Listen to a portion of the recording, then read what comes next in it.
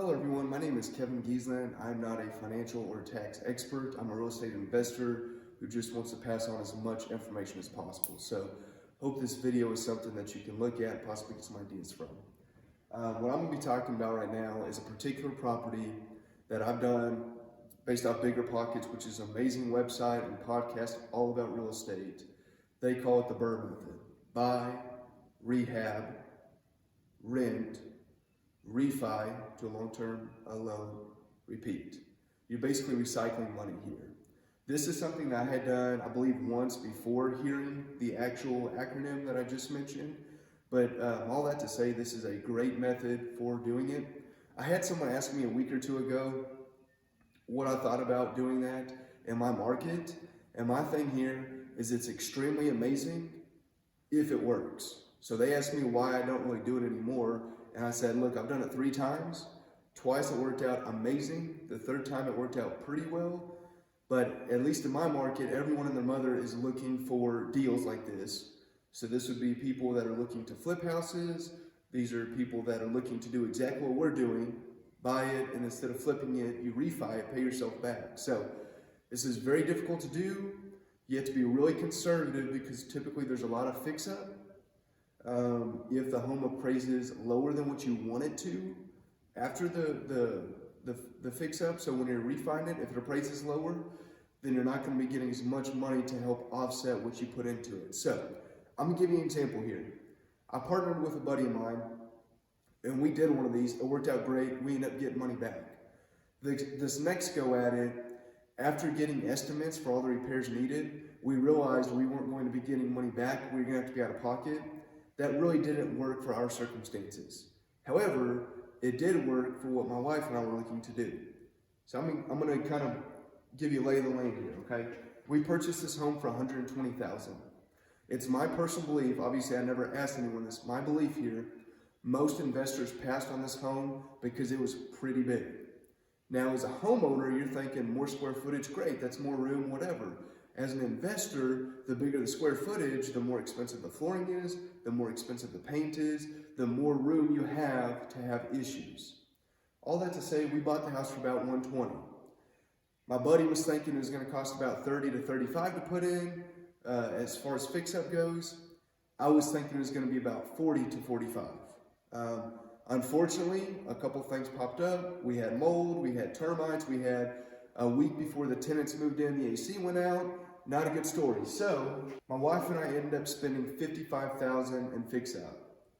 It's a pretty penny there. Okay, so we did a hard money loan. I can do a different video over that in the future. Basically, the interest rate was super high and there was additional fees, but they gave us $160,000. So out of that $160,000, we bought the home, and the other $40,000 we applied towards fix-up and holding cost. So while we were fixing up the property, we also had to pay for insurance, taxes, utilities. The lights have to be on for those folks to work inside. And it took a little bit, like most people will probably, it took longer than we were hoping. So all that to say, if my math is correct here, that brought us to a grand total of $185,000. Now, like I mentioned, let me see here. Yes, sorry, $185,000. So, the loan that we originally got, the hard money loan, was for $160,000. That means that between the fix-up and the holding cost, we were about $25,000 out of pocket. So when we go to refi with either a mortgage company or a bank, depending on what you're going to do there, they will give you a different amount that you can offset that, okay? So what we were doing was we did a loan at, I believe it was 80% of the value. Now we were hoping the value is going to be about $225,000. It actually came back at $210,000.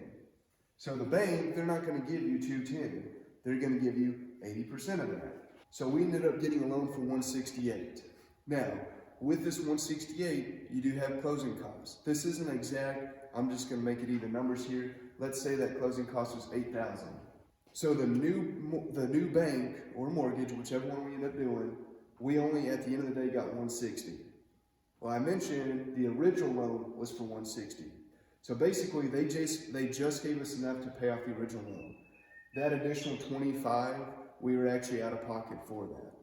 So the reason this is my example, that it worked pretty well, but not as great. In a perfect world, when you do this method, you get money back. So not only do you have a property that's hopefully cash flowing, you have equity in the property, and ideally you get money back.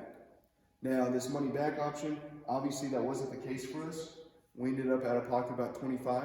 However, the two benefits we did have, we still had equity. We got that 20% equity, so 32, 42.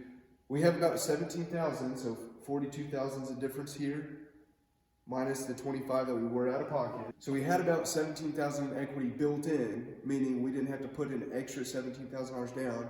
However, the reason that this example works so well for us is when you run numbers at the beginning, yes, apparently I was not as conservative in the fix-up and or the holding as I should have been, and I was not as conservative for the appraisal because we were thinking it was going to come in higher, so the lender would have given us more money back than the 168. But I was very conservative with our rent amount. This new loan, sorry, I'm kind of writing everywhere. Principal, interest, taxes, insurance, everything was $1,150 a month.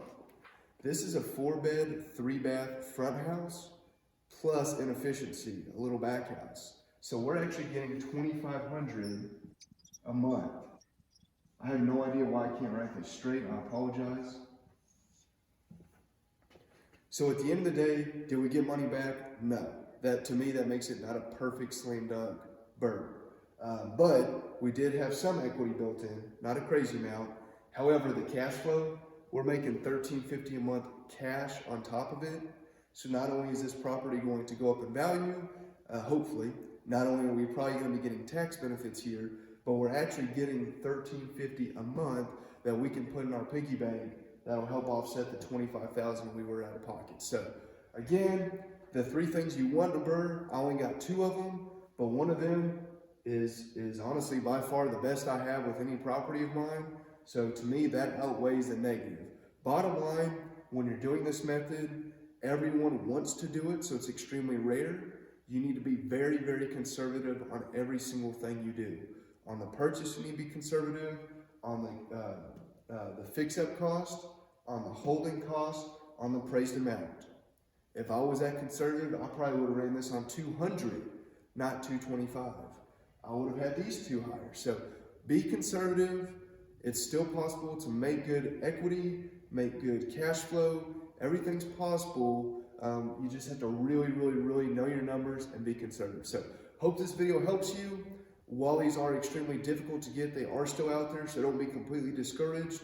Have something in order, line of credit, hard money loan, money in your pocket, whatever you can ready if and when these opportunities present themselves. So if you enjoyed this video, subscribe here. Thank y'all so much for tuning in. Y'all take care.